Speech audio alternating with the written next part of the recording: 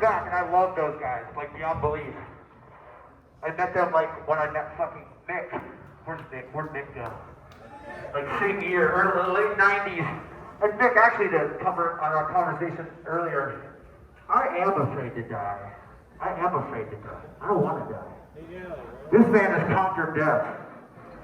I haven't gotten there yet. But anyway, I was hanging out with the Wolf Eyes guys, and I was like, man, my mask needs like it needs a little oomph.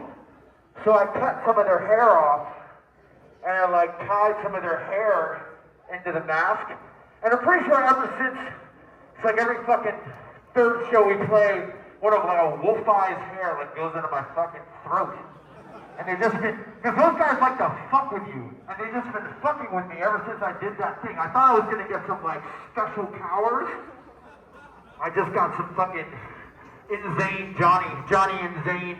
I just got like a permanent meme in my mouth. But it's all good.